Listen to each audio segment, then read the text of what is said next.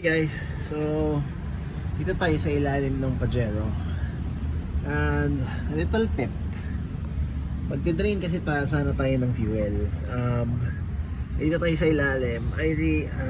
Bali doon ako tumingin, doon sa may lateral part. Naisip ko kasi nandun yung fuel tank, pero mukhang ito yata yung fuel tank niya, itong mahaba na to.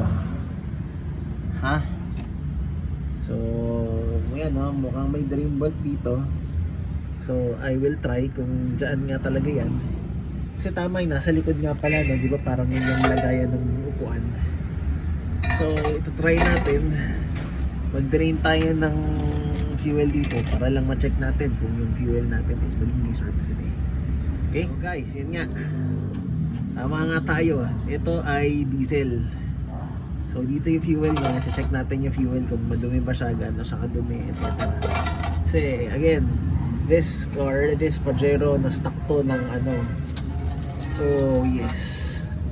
Itong Pajero na to na stock to for like I guess 10 years siguro. So yan natin ha. Well, fairly okay naman yung diesel niya.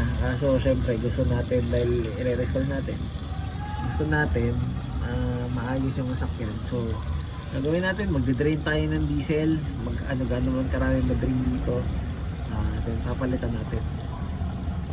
At yung diesel, iba na yung amoy niya. Amoy ano na siya, parang amoy thinner na siya.